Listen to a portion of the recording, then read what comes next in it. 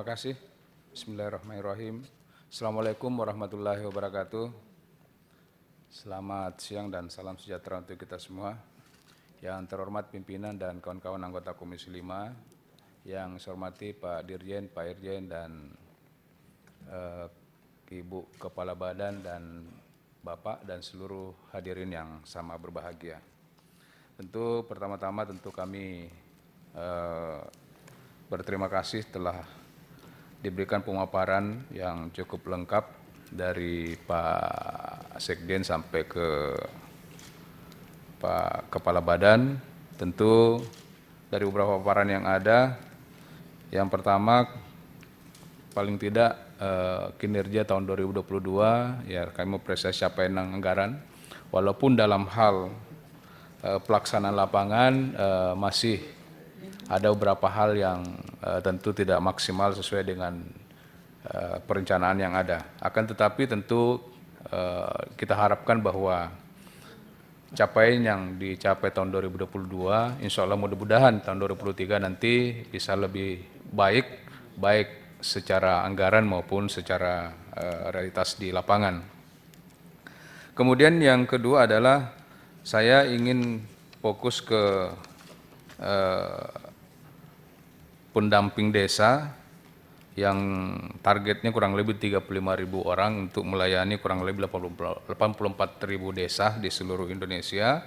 Tentu di dalamnya juga terdapat daerah yang tertinggal, daerah transmigrasi dan sebagainya. Realisasi 34.753 orang. Tentu ini kami lihat bahwa 34.000 ini kami anggap bahwa ini adalah orang yang dipercaya untuk mengangkat kapasitas dari seluruh perangkat desa di seluruh Indonesia. Oleh karenanya tidak ada alasan bagi kita untuk tidak memberikan penilaian terhadap 34.000 ini. Oleh karenanya kami mohon untuk bisa mengetahui per person dari daerah seluruh Indonesia.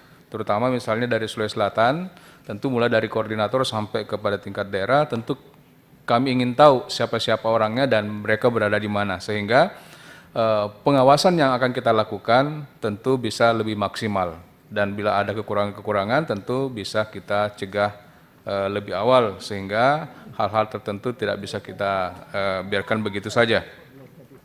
Yang kedua adalah jumlah TWP yang ditingkatkan kapasitasnya yang targetnya 15.000 orang, yang realisasinya cuma 10.990. Tentu ini kami ingin tahu apa yang menjadi kendala utama sehingga capaian ini tidak sama seperti yang lainnya yang bisa bahkan melebihi daripada target, terutama yang mengakses platform akademi desa dan sebagainya. Yang kedua, yang terkait dengan roadmap untuk pencapaian Kementerian Desa ini terkait dengan pembangunan kawasan pedesaan.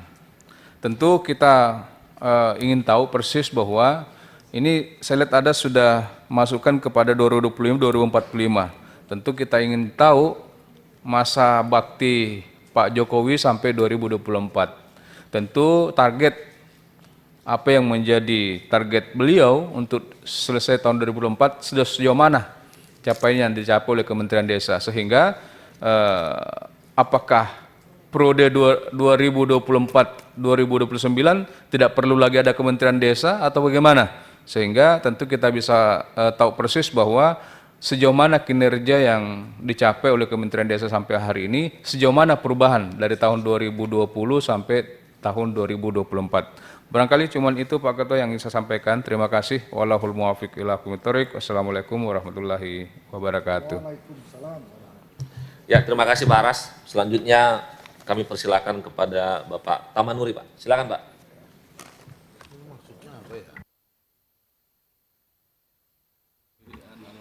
Assalamualaikum warahmatullahi wabarakatuh.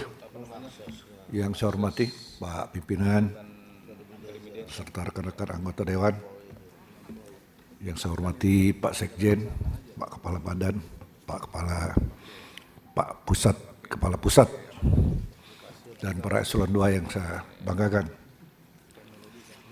Saya apresiasi Pak, yang Bapak sampaikan tadi itu luar biasa.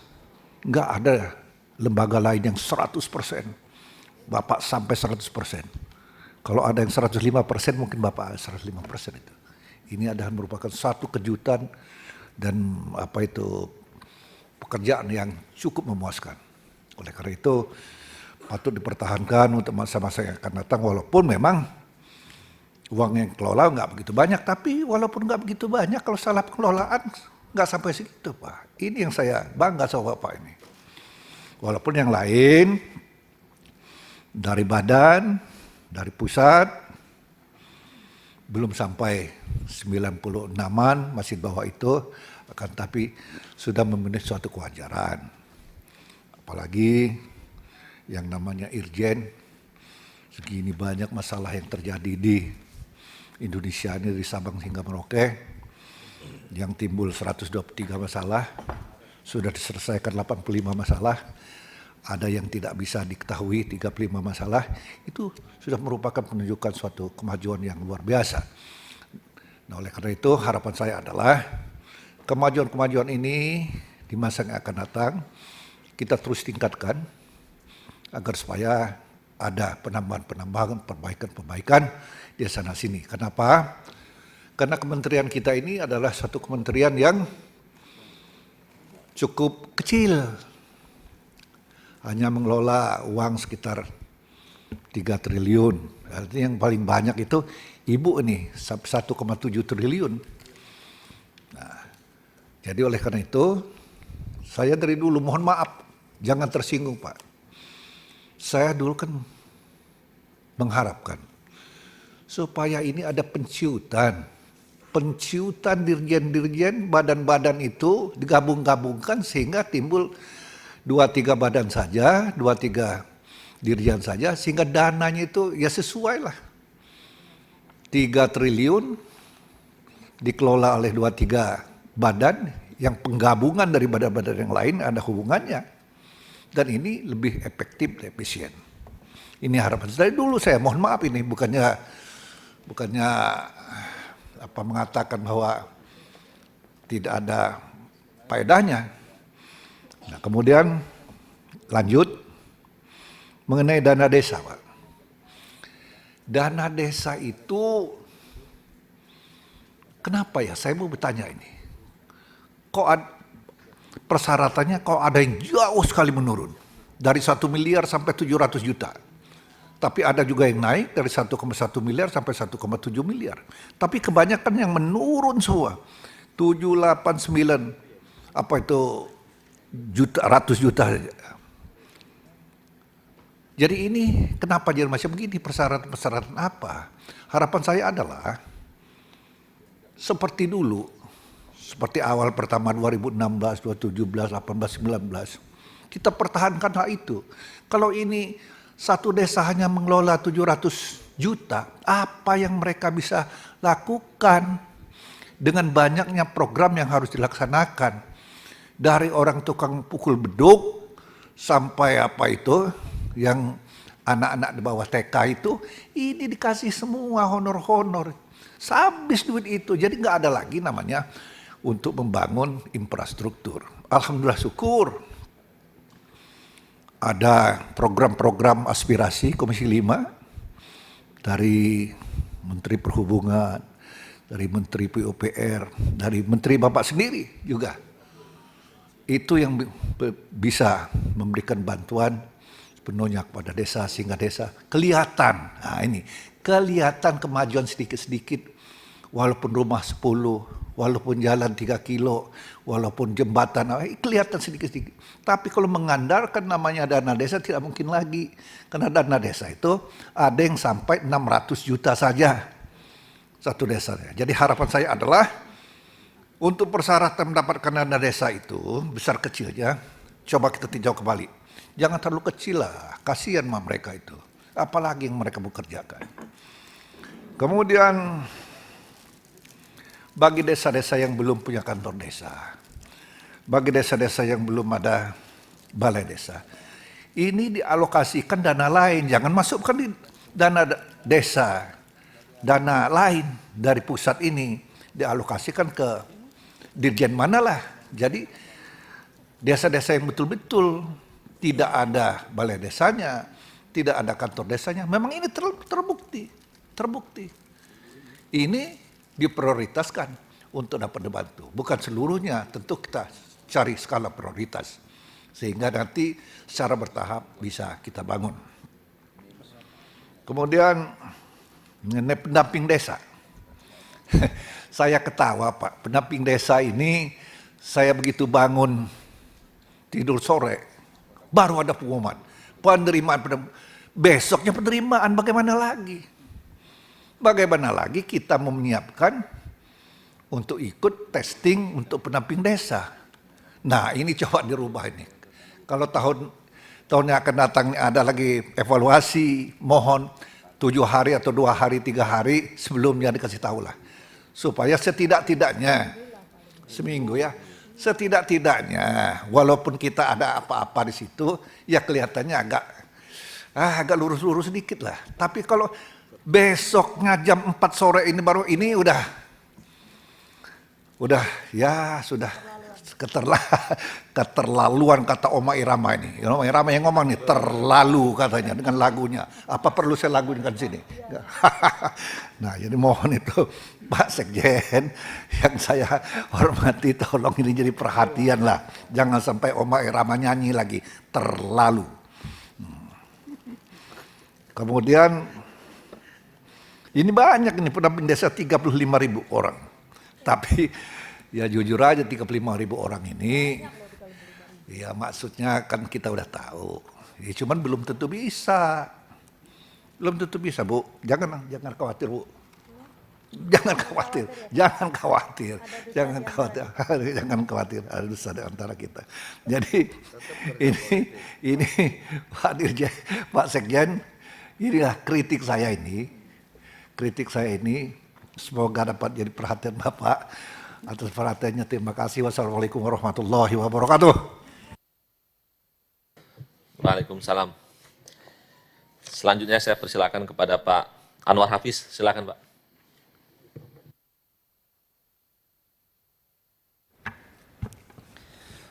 Assalamualaikum warahmatullahi wabarakatuh.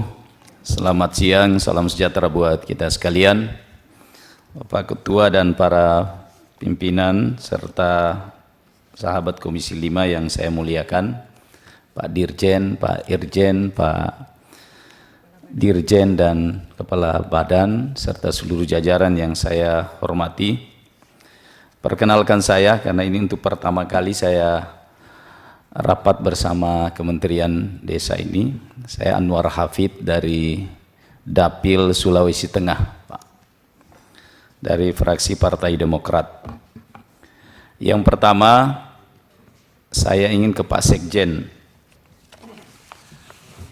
Pak Sekjen, kalau saya melihat anggaran, struktur anggaran keseluruhan ya Pak, saya bisa menyimpulkan sebetulnya bahwa kalaupun targetnya 100%, saya kira ini menunjukkan bahwa kinerja kementerian ini sebetulnya masih akan maksimal lagi kalau anggarannya lebih banyak lagi itu. Ini menunjukkan karena saya lihat realisasinya sangat bagus. Namun ada satu hal Pak Sekjen yang ingin saya sampaikan bahwa kalau kita melihat ya rincian anggaran, saya sepakat dengan Ibu Sri Rahayu tadi menyampaikan bahwa kita ini sebetulnya anggarannya kecil tapi hasrat kita besar Pak. Tuh.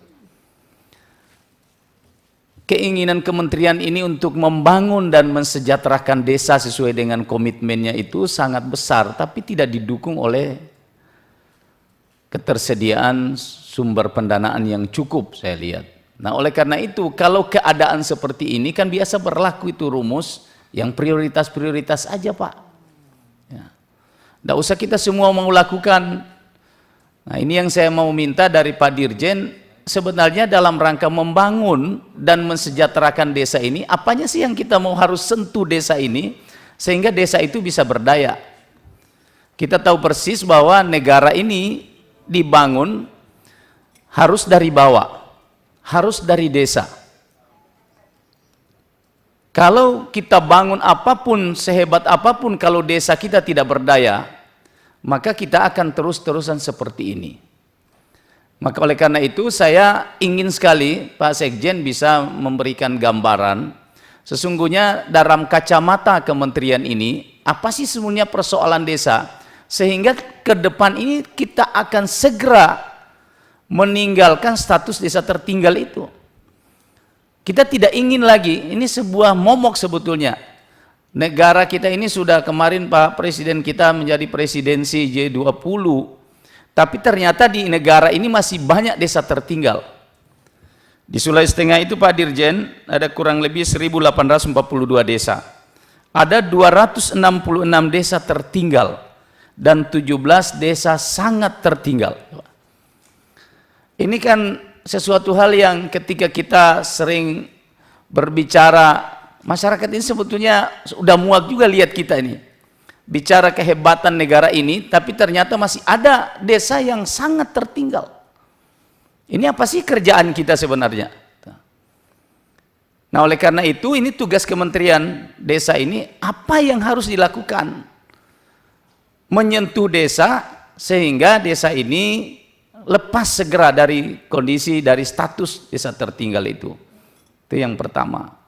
Dan termasuk tadi soal pendamping.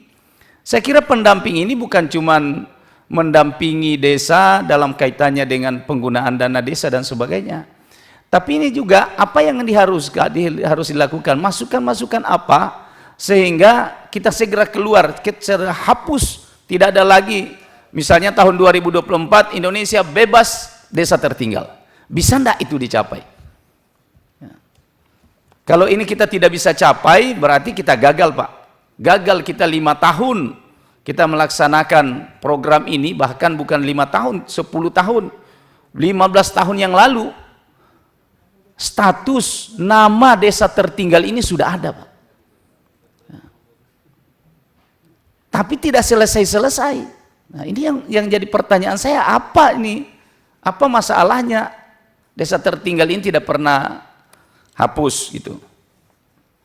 Itu yang pertama Pak Sekjen. Yang kedua terkait dengan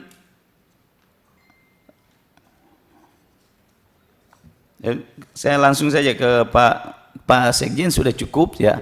Tadi saya menambahkan saja teman-teman soal pendamping desa. Kita ini kan bermitra ini Pak. Komisi 5 ini adalah mitranya Kementerian Desa. Salah satu tugas kami itu adalah mengawasi pelaksanaan pendamping desa. Kami di lapangan, jujur saja Pak, begitu tahu Komisi 5 ini mitranya Kementerian Desa, banyak yang mengajukan aspirasi ke kami Pak. Pak, kami juga mau jadi tenaga pendamping, bisa enggak Bapak diperjuangkan? Tuh. Saya bicara aja terbuka ini Pak. Saya kira bukan cuma saya, yang lain juga mendapatkan aspirasi yang sama. Ya. Bisa tidak? Ya, sebagai mitra tanda petik Pak. Ya. Ini ada kerjasama yang baik sehingga aspirasi-aspirasi itu bisa tersampaikan. Jangan kami dibilang di dapil kita, wah ini Komisi 5 sih lebih banyak orang lain. Ya, jujur saya perekrutan ini kan tidak semuanya Pak ideal. Ya. Ada juga rekrutmennya yang mungkin melalui kata belece, melalui nota dan sebagainya. Sehingga banyak juga yang mengeluh, Pak, kami ini Pak, kalau dari sisi kemampuan kurang apa kami? Tapi tidak pernah masuk dalam seleksi. Nah ini bisa enggak ini Pak, sebagai mitra kita bisa bekerja sama dalam mendampingi penerimaan tenaga pendamping. Tuh. Saya kira tidak usah saya jelaskan secara detail Pak. Ini bentuk kerjasama, sebentuk kemitraan, komitmen kemitraan kita. Kemudian saya ke Pak Inspektur Jenderal. Terima kasih Pak Sekjen. Saya tidak akan mengotak-atik anggaran Pak Sekjen, kayaknya sangat kecil saya lihat. Ya. Pak Sekjen sampai berdarah-darah otaknya tapi tidak bisa berbuat banyak karena anggarannya kecil. Kita tidak tahu juga negeri kita ini desa diperhatikan seperti ini. Ya. Saya juga kaget Pak. Nanti Komisi 5 ini saya kaget melihat bahwa anggaran desa itu sangat minim sekali. Padahal desa ini adalah soko guru kita. Kalau Pak Bung Karno bilang desa itu adalah ya, fondasi negara ini yang harus benar-benar mendapat perhatian.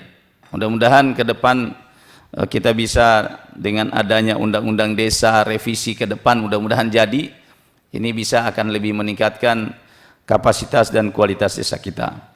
Yang kedua soal Pak Inspektur Jenderal, saya banyak mendapatkan aspirasi Pak dari masyarakat, dari kepala desa. Dan saya biasa mengalami, saya banyak pengalaman soal desa. Saya pernah jadi kepala desa Pak Dirjen, ya. 7 tahun saya jadi kepala desa, tapi waktu itu belum ada dana desa. Dulu itu waktu masih impres desa IDT namanya. Saya melihat sekarang, waktu saya jadi kepala daerah, banyak sekali kepala desa itu tersangkut soal persoalan kasus korupsi. Ya. Yang saya tahu persis bahwa kepala desa itu bukan semata karena mereka korupsi memakan uang. Mereka itu kebanyakan hanya persoalan administrasi. Ini fungsi inspektorat ini yang saya ingin sampaikan. Bagaimana membina Pak? Mungkin ada MOU dan sebagainya sehingga kepala desa kita ini tidak jadi sasaran gitu. Sasaran orang-orang yang tidak senang kepala desa kemudian menjadikan misalnya karena persoalan administrasi sehingga mereka terpaksa ya, harus berurusan hukum. Ini pekerjaan besar kita. Ya.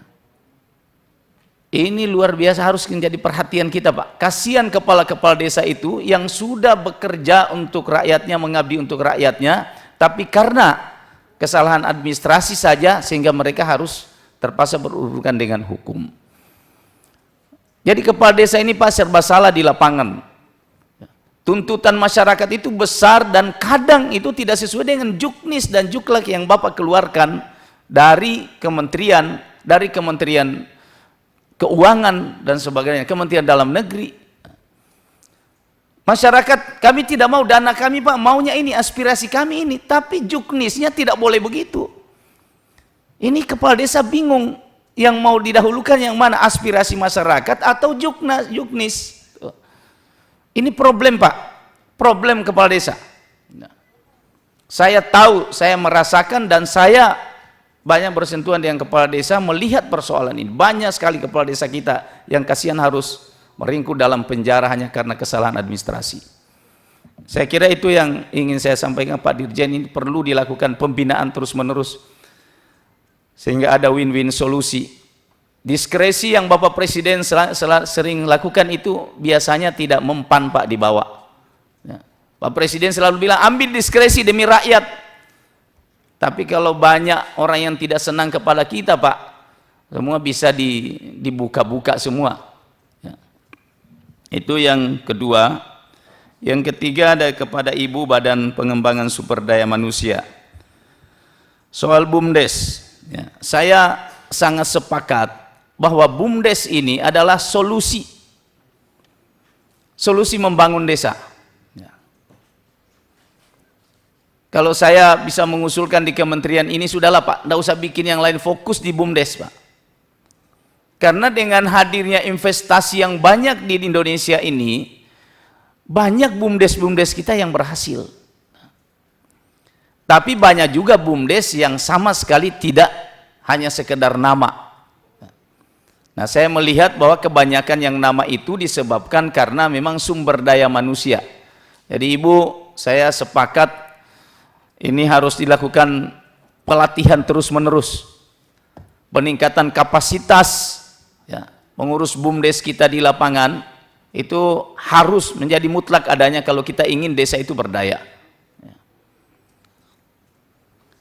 Kemudian dari Badan Pengembangan Informasi Desa, Pembangunan Daerah Tertinggal dan Transmigrasi.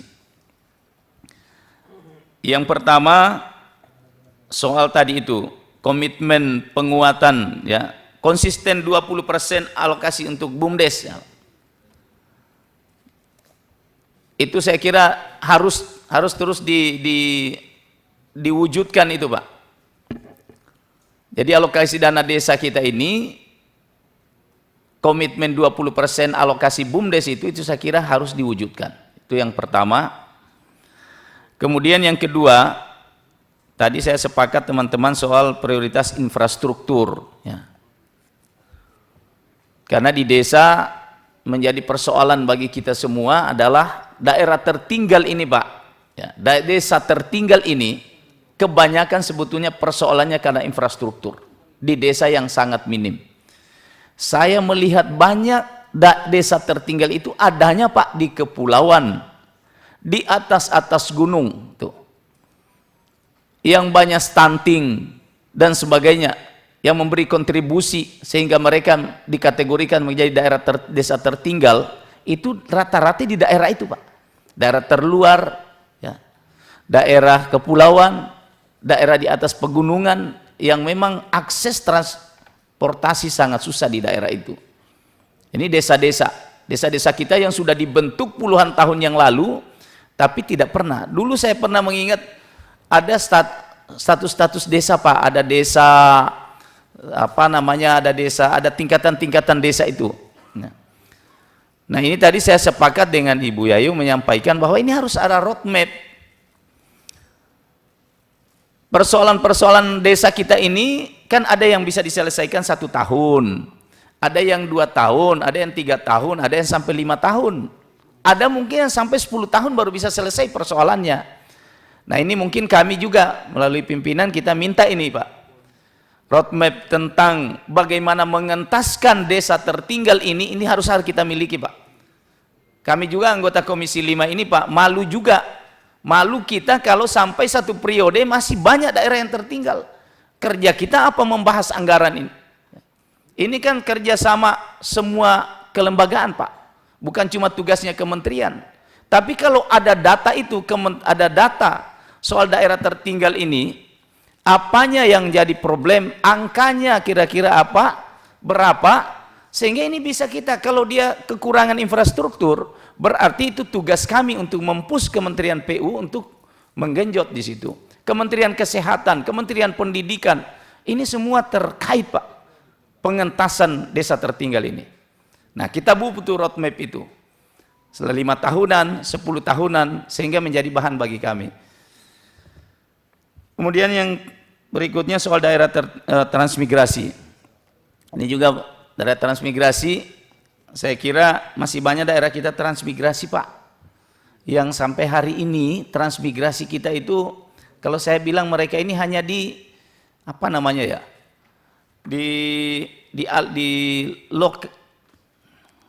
kalau saya terlalu tajam sinis kalau saya bilang mereka ini sekedar diungsikan. Banyak daerah-daerah transmigrasi kita susah, Pak. Saya punya data, nanti Pak Sekjen saya kasih. Daerah transmigrasi mungkin bukan di zamannya Pak Sekjen, di zamannya lalu, di zaman 10 tahun yang lalu. Sampai hari ini transmigrasi itu tidak berkembang. Bahkan ada transmigrasi sekarang ini status tanahnya saja tidak jelas, Pak. Ini. Nah, ini PR sebetulnya, yang begini-begini ini yang harus kita tuntaskan. Jangan kita bicara digitalisasi desa dan sebagainya, tapi persoalan berdasar begini luput dari pemikiran kita. Mereka ketawa, Pak, mereka itu. Kita bicara bagaimana pengembangan BUMDes dan sebagainya, tapi lahan mereka sampai hari ini masih ada yang tidak bebas. Lahan mereka baru masalah. Meninggalkan keluarga jauh-jauh, justru mereka di sana diterlantarkan. Nanti saya kasih datanya, Pak Sek. Ya.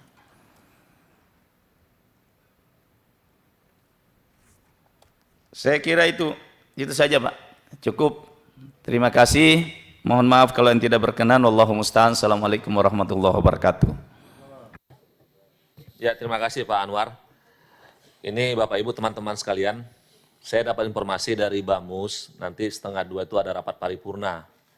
Nah, agar kita bisa mendengar jawaban dari Pak Sekjen dan para eselon satunya, tidak tertulis saja, saya harap pada waktu bertanya nanti dioptimalkan waktunya. Ya, selanjutnya saya persilakan kepada Bapak Hamid Nur Yasin. Silakan, Pak. Terima kasih pimpinan. Bismillahirrahmanirrahim. Assalamualaikum warahmatullahi wabarakatuh. Selamat siang, salam sejahtera dan sehat selalu untuk kita semuanya. Yang kami hormati pimpinan dan segenap anggota Komisi 5, yang kami hormati Pak Sekjen, Pak Irjen, Bapak Kepala Badan, Ibu Kepala Badan, beserta segenap jajaran eksekutif.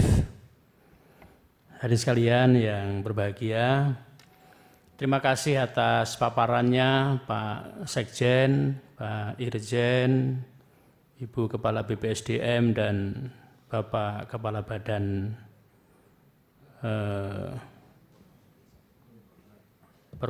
informasi, Pak ya, informasi desa daerah tertinggal. Dari yang disampaikan Pak Sekjen, ini luar biasa untuk serapan anggarannya, nyaris sempurna Pak, 99,61%, kemudian Pak Irjen 97,98%, kemudian BPSDM 99,05%, kemudian Pak Kepala Badan tadi 95,14%. Mudah-mudahan pelaksanaannya betul-betul amanah dan penuh dengan tanggung jawab, sehingga mempunyai dampak positif untuk pembangunan di Kementerian Desa dan masyarakat di desa-desa. Bapak Ibu sekalian, terutama kepada eksekutif, Pak Sekjen, Pak Irjen, Ibu Kepala Badan dan Pak Kepala Badan, dari beberapa yang disampaikan oleh rekan-rekan terdahulu, itu yang paling menonjol disorot adalah masalah dana desa. Kami ingin memberikan saran dan masukan terkait dengan pengelolaan dana desa ini. Sebetulnya semuanya kita ingin berupaya agar pelaksanaannya ini semakin ke depan semakin bagus. Ya. Ini sebetulnya ada sedikit persoalan terkait dengan atau perlu dievaluasi lah, mungkin bahasa kita, peraturan Menteri Desa PDTT nomor 8 tahun 2022 tentang prioritas penggunaan dana desa untuk tahun 2023, Pak. Jadi permasalahan dari peraturan ini muncul karena adanya ketentuan bahwa dana operasional pemerintah desa paling banyak atau maksimal 3% dari pagu dana desa setiap desa, dan bantuan langsung tunai dana desa dialokasikan maksimal 25% dari total pagu dana desa di setiap desa. Di samping itu, Pak Sekjen dan jajarannya, ada juga Peraturan Menteri Keuangan nomor 201/PMK.07/2022 tentang pengelolaan dana desa. Terkhusus ini pasal 35 menyebutkan bahwa pemerintah desa menganggarkan dan melaksanakan kegiatan prioritas yang bersumber dari dana desa, diutamakan penggunaannya untuk 1. Program pemulihan ekonomi berupa perlindungan sosial dan penanganan kemiskinan ekstrim dalam bentuk BLT desa paling sedikit 10% dan paling banyak 25% dari anggaran dana desa.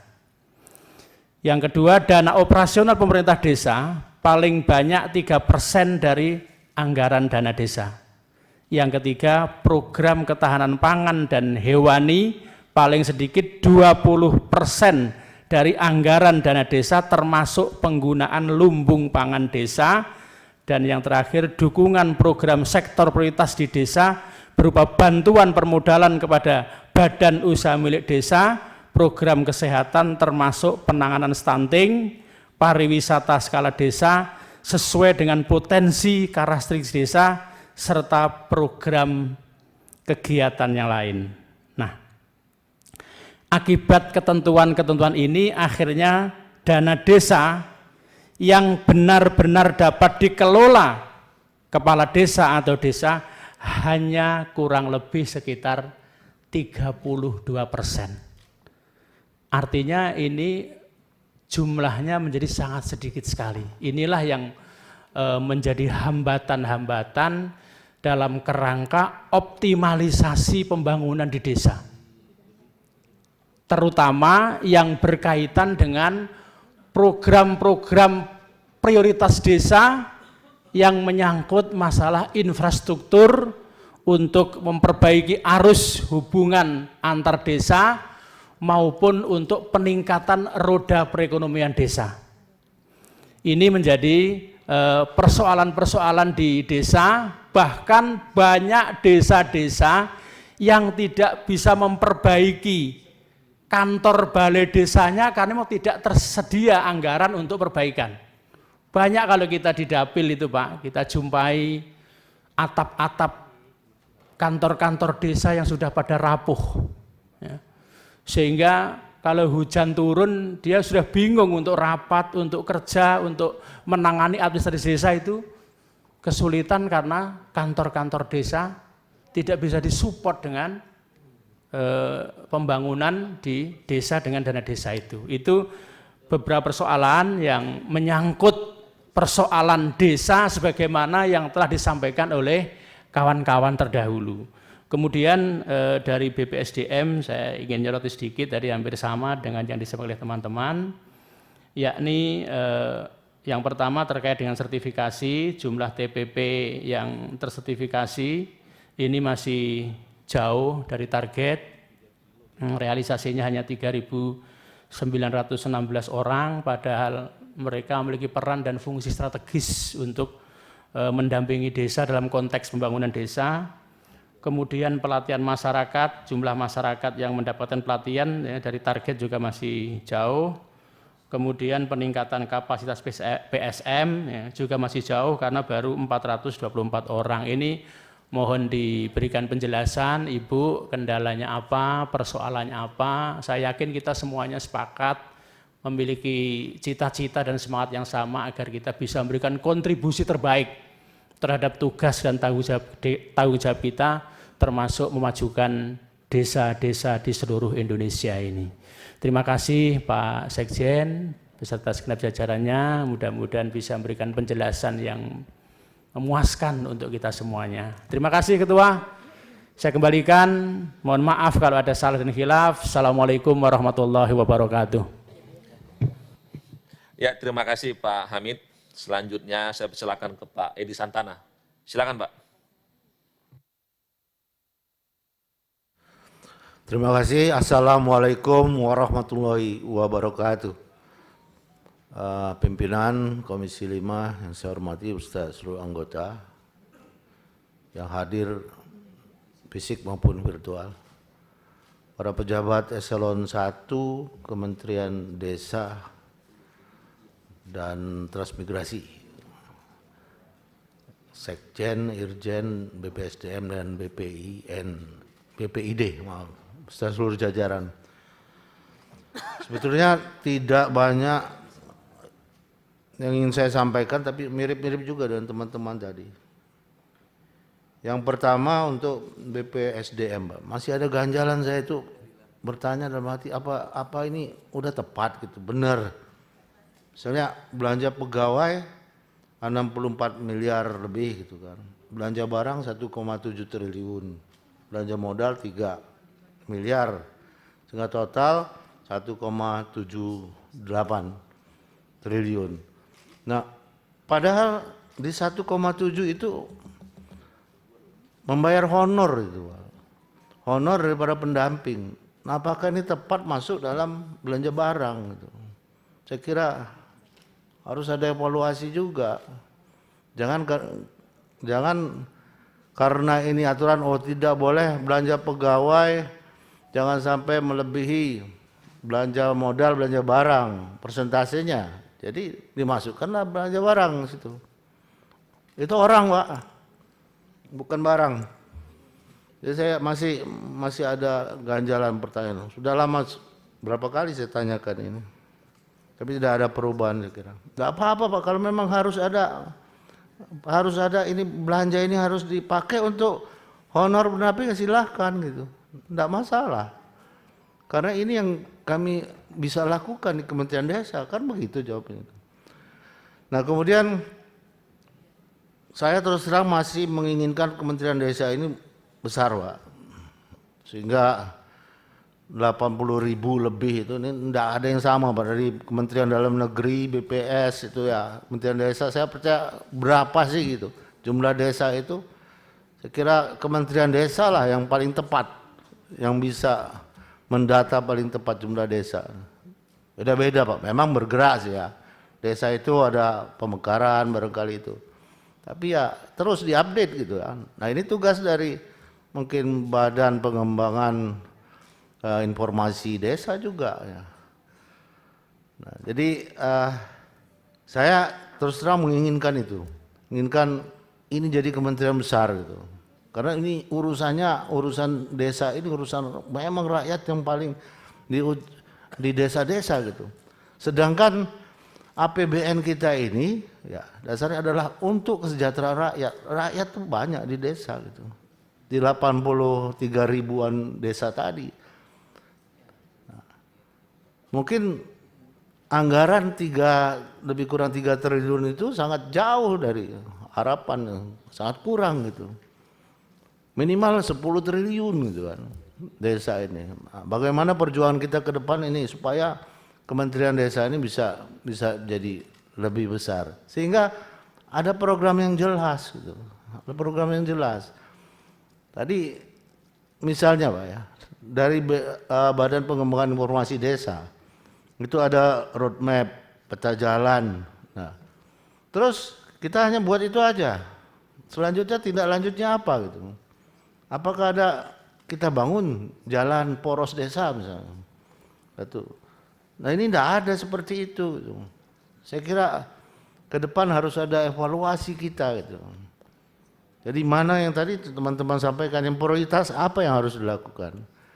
Dan saya inginkan Pak output itu mana Pak? Contohnya itu roadmap peta jalan desa itu yang ditransmigrasi ataupun desa tertinggal itu mana hasilnya gitu. Tolong tunjukkan ke kami gitu. Contoh saja tuh. Karena kami kan diskusi juga sebenarnya. Menurut kami kalau transmigrasi udah jelas ada Pak, sudah. Dari awal sudah ada mapnya itu. Udah tertera, peta jalan ada. Sudah ada.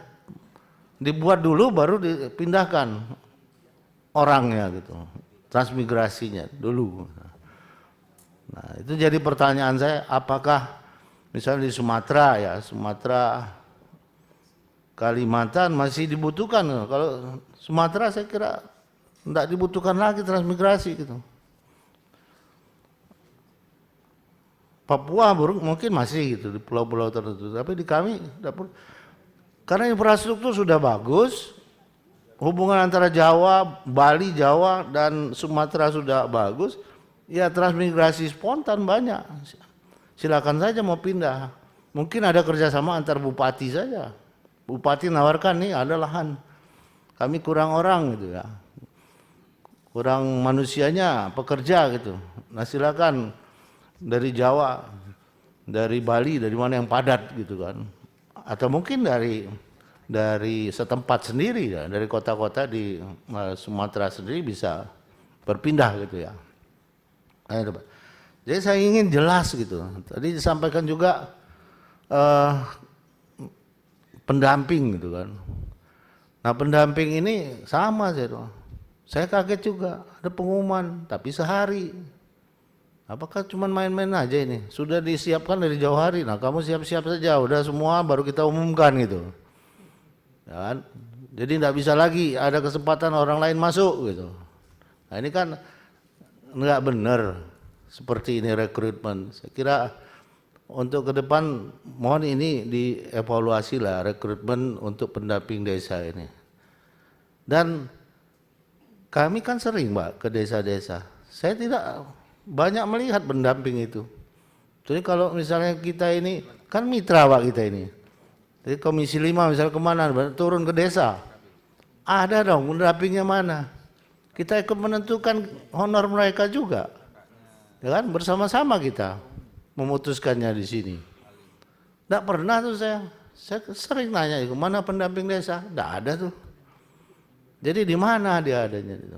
Saya tanya juga Pak Kades, apakah pendamping desa terus mendampingi? Tidak juga seperti itu. Nah saya kira ini untuk catatan gitu ya, untuk evaluasi pendamping desa itu benar-benar jadi pendamping desa yang handal gitu kan, yang tahu masalah administrasi desa tadi kan, masalah yang ya pokoknya bagaimana upaya kita mensejahterakan desa tersebut gitu kan. Ini pendamping. Satu pendamping mungkin lebih dari satu desa. Kalau melihat jumlahnya 35.000 dibanding 83.000 desa gitu kan. Ada 2 desa, ada 3 desa mungkin. Nah, tapi saya ingin memang pendamping itu betul-betul ini. Nah, karena kita lihat uang yang diterima oleh desa gitu kan. Nah itu bukan dari Kementerian Desa Pak. Yang 1 miliar rata-rata ya, mungkin ada di bawah ada di atas. Itu langsung dari transfer dari Kementerian Keuangan ke desa gitu kan. Nah, sehingga tugas pendamping ini untuk juga ikut mengelola, ikut mendampingi dana desa itu seakan-akan ya kepala desanya ada acu tak acu juga. Loh, kamu bukan yang dikirim dari Kementerian Keuangan dampingi dana ini gitu untuk mengelola dana. Ini dari Kementerian Desa, beda Pak. Jadi kepala desa tidak, pengaruh dari pendamping itu untuk kepala desa tidak begitu besar. Saya kira ini harusnya ada evaluasi gitu ya. Nah jadi inilah mungkin Mbak, saya menginginkan dari hati kecil saya Kementerian Desa ini bisa besar gitu, jadi bisa membangun infrastruktur desa. Nah bapak-bapak ibu sekarang berterima kasihlah dengan Komisi 5 ini, kami sudah berhasil menembus revisi undang-undang jalan Pak, undang-undang jalan APBN untuk kesejahteraan rakyat, bisa untuk jalan provinsi, untuk jalan kabupaten, bukan hanya jalan nasional. Bagaimana jalan desa? Dikelompokkan dengan jalan kabupaten, direvisi itu. Ke depan nanti kalau ada impres jalan, mungkin desa bisa disentuh juga. Nah, terakhir mungkin himbauan saya, terutama daerah-daerah transmigrasi, Pak, itu kegotong royongan itu masih kental gitu ya. Jadi kalau ada program yang bagus, misalnya perbaikan jalan poros misalnya, hanya diberikan bahan misalnya, paving block misalnya, mereka bisa bekerja sendiri, gotong royong sendiri, sehingga jalan-jalan poros desa itu bisa lebih baik dari kondisi sekarang. Khususnya di tempat saya Pak, mana ada yang bagus itu. Di Kabupaten Banyuasin itu transmigrasi yang berhasil Pak, tapi jalannya enggak ada yang bagus itu. Jangankan jalan-jalan pelosoknya, jalan poros desa saja enggak ada yang baik. Nah ini, jadi saya kira ini yang saya ingin sampaikan. Mohon maaf apabila ada kekurangan. Billahi taufiq wal hidayah. Wassalamualaikum warahmatullahi wabarakatuh. Waalaikumsalam. Selanjutnya saya persilakan kepada Bapak Sujadi. Silakan Pak. Assalamualaikum, terima kasih Bapak. Saya pendek aja. Saya ini kagum dengan Badan Pengembangan Infrastruktur Desa ya. Namanya apa lengkapnya? Badan Pengembangan Informasi. Ini bapak-bapak anggota DPR 106 miliar, tapi bisa membuat prestasi 12 realisasi, lalu ada lagi 18 realisasi, ada lagi. Pertanyaan saya Pak ini, berapa sih eselon 2-nya? Kalau masih ada eselon 3 berapa? Terus perjalanan dinas itu kalau keluar Jawa dan sebagainya itu berapa? Sehingga uang 106 miliar itu kok bisa untuk 3 lembaga ini yang hasilnya sungguh hebat. Kalau itu memang benar, saya kira ketua ini untuk contoh kementerian-kementerian lain untuk nyontoh ini. 106 miliar, 3 wilayah apa? 3 wilayah badan eselon 2, tapi menyelesaikan bermacam-macam aturannya. Pertanyaan yang terakhir, hasil buku itu yang membaca siapa? Gitu aja. Kalau penutup, kalau bapak-bapak tadi dari Ibu Rahayu bingung tentang dana desa, mungkin namanya dirubah aja Pak. Dana bukan dana desa, tapi dana pendamping desa. Dia tugasnya yang dana pendamping, bukan dana desa. Karena kebetulan kalau kami itu dengan daerah, dengan kades-kades akrab saya ancam. Kalau ada pendamping desa ngancam-ngancam menarik kamu ke bidang politik, tak putus realisasi aspirasinya.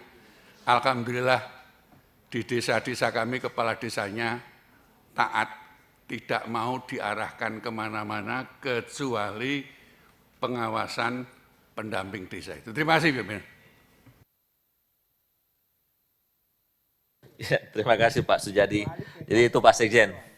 Ini teman-teman banyak bertanya tentang rekrutmen pendamping ini, sepertinya ini. Ya, selanjutnya saya persilakan kepada Bapak Hamka. Silakan Pak.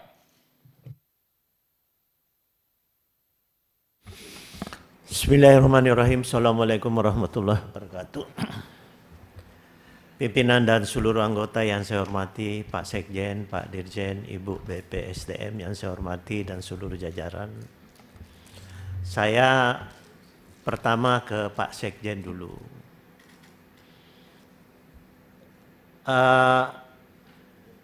Di dalam skop ketugasan Bapak sebenarnya itu kan di situ seluruh surat menyurat ya Pak ya. Ada satu MOU yang ditandatangani di Kepri mengenai penyerahan kerjasama antara BUMDes dengan proyek IBM dari Kementerian PUPR, infrastruktur berbasis masyarakat. Apa Bapak tahu itu? Dan kalau Bapak tahu, saya kira itu tidak layak untuk dilakukan. Ya, masih banyak aspek usaha yang harus dipikirkan oleh BUMDes. Jangan masuk ke situ, bukan berarti saya larang. Tetapi BUMDes itu hakikatnya kan memang ada di desa. Yang disasar ini pekerjaan infrastruktur berbasis masyarakat. Infrastruktur berbasis masyarakat hampir-hampir itu aspirasinya anggota semua. Utamanya dari Komisi 5. Karena itu MOU-nya dengan Kementerian PUPR. Benar enggak itu Pak? Mudah-mudahan tidak benar. Kalau toh benar, tolong dipikirkan dengan baik. Ya, itu yang saya dapatkan informasi dari sana Pak. Dalam rangka Hari BUMDes Nasional. Pada hakikatnya BUMDes itu kita sebenarnya mau melihat di situ ada lembaga ekonomi. Saya hadir di ruangan ini kelahiran BUMDes. Ya. Pada hakikatnya adalah kehadiran di situ hanya sebagai lembaga ekonomi yang sifatnya permanen di desa. Ya. Jangan juga selalu semua usaha yang gampang-gampang langsung diembat gitu loh. Tetapi kan masih ada usaha, masih mana persoalan pupuk, mana persoalan-persoalan pengadaan pangan yang lainnya. Saya ambil contoh di daerah saya Pak. Di sana itu ada satu daerah desa membutuhkan modal kerja BUMDes besar, itu rumput laut Pak, itu besar juga tuh. Ya, ini yang saya ingatkan pada Pak Sekjen untuk bisa mengantisipasi hal-hal seperti itu. Karena benturan semua di Komisi 5 ini. Bukan berarti saya larang ya Pak ya, tetapi itu coba dicek-cek dulu deh. IBM di Kementerian PUPR itu hampir merupakan aspirasi, bukan berarti biarkanlah masyarakat mengerjakan itu sendiri. Bukan pekerjaan badan usaha, itu adalah infrastruktur berbasis masyarakat, itu adalah pekerjaan proyek irigasi misalnya yang dikerjakan oleh masyarakat di situ sendiri. Tidak perlu ada badan usaha di situ. Ya Pak ya, Pak Sekjen tolong ini menjadi atensi. Ribut semua kita ini di Komisi 5 nih. Ya. Kemudian yang kedua Pak Sekjen, saya ingin tahu sebenarnya sampai sejauh mana efektivitas kerjaan Bapak kaitannya dengan automatic adjustment. Ya. Karena 2023 belum berjalan anggaran sudah langsung keluar surat dari Kementerian Keuangan, ada AA, automatic adjustment. Yang Bapak kenanya 19 miliar, tetapi kalau secara keseluruhan kementerian itu, Kementerian Desa itu 199. Ini perlu diperjelas dulu Pak, ya. Walaupun ada, karena di situ ada belanja modal, ada belanja barang juga. Padahal sebenarnya seyogianya yang berkaitan belanja bukan belanja modalnya, belanja barangnya mungkin yang harus dipikirkan. Kalau belanja modal janganlah. Ya. Kira-kira itu Pak Sekjen. Kemudian yang ketiga untuk Pak Sekjen, dalam waktu singkat DPR sudah akan masuk prolegnas ya, undang-undang desa. Ya, jangan kita ikut-ikutan, mari kita berpikir secara jernih nanti di dalam merevisi undang-undang desa itu. Ya, jangan sampai ada warna lain sudah mengklaim warna ini mendukung 9 tahun. Kita juga bisa mendukung kok. Ya. Ini merevisi undang-undang ini harus cermat betul Pak Sekjennya, ini saya titipkan. Mudah-mudahan ada Komisi 5 yang ikut, karena ini adalah mudah-mudahan revisi undang-undang ini bersifat pansus, bukan hanya di Komisi 2. Karena ini lintas. Pak, tambahan kurang. Gubernur dicabut jabatan gubernur. Nah, itu lagi, gubernur dicabut jabatannya, tambah Pak Sujadi. Bayangin itu Pak.